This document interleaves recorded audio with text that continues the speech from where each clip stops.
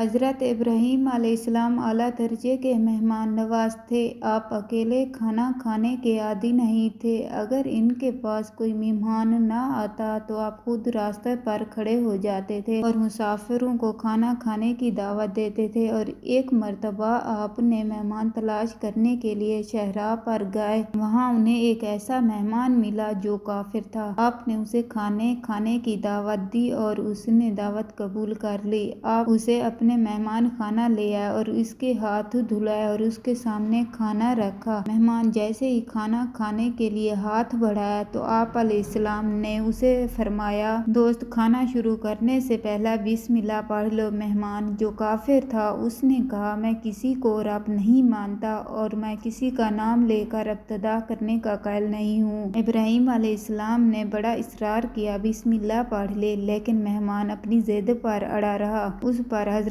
ابراہیم علیہ السلام نے فرمایا، پھر تم یہاں سے چلے جاؤ، ہمارے پاس تمہارے لیے کوئی کھانا نہیں ہے۔ مہمان اٹھ کر وہاں سے چلا گیا۔ اس وقت ابراہیم علیہ السلام پر اللہ کی وحی نازل ہوئی، اے ابراہیم علیہ السلام، تم نے اپنے مہمان کو کیوں بھگایا؟ یہ پہلے دن سے ہی ہمارا منکر ہے، لیکن ہم تو 70 سال سے مسلسل اسے رزق دے رہے ہیں۔ تمہارے دروازے پر تو آج ہی یہ پہلی دفعہ آیا ہے، مگر تم نے اسے درکار دیا۔ حضرت ابراہیم علیہ السلام کو اپنے عمل پر شدید ندامت ہوئی اور آپ دوڑ کر مہمان کے پیچھے گئے اور اسے اصرار کیا کہ وہ واپس آئے اور کھانا کھائے۔ مہمان نے کہا، جب تک آپ مجھے اس کا سبب نہیں بتاؤ گے تب تک میں آپ کے ساتھ کھانا کھانے کے لیے نہیں جاؤں گا۔ حضرت ابراہیم علیہ السلام نے فرمایا، یہ سب خدا کی محبت میں نے تجھے درکار دیا تھا۔ اس خدا نے مجھے کہا، یہ شخص روز اول سے ہی ہمارا منکر ہے، مگر ہم نے اس کا رزق بند نہیں کیا، اس کے لیے روشنی بند نہیں کی اور اس کی اولاد بند نہیں کی۔ ہم تو 70 سال سے اسے رزق دے رہے ہیں۔ زندگی میں پہلی مرتبہ تمہارے پاس آیا ہے تو تم نے اسے دسترخوان سے اٹھا دیا۔ جاؤ اور اسے کھانا کھانے کے لیے راضی کر کے لے آؤ۔ میرا بندہ میرا نام لے یا نہ لے، وہ بھوکا نہیں رہنا چاہیے۔ اگر نبی کے دروازے سے کوئی بھوکا چلا گیا تو یہ ہماری توہین ہوگی۔ جب کافر نے یہ بات سنی تو شرمندگی سے اس کی گردن جھک گئی اور کہنے لگا کہ میں کتنا نالائق ہوں کہ اتنے عرصے سے اتنے مہربان خدا سے خفا چل رہا ہوں۔ اس کے بعد اس نے کلمہ پڑھا اور مسلمان ہو گیا۔ کچھ عرصہ بعد اس کا شمار صالحین میں ہونے لگا۔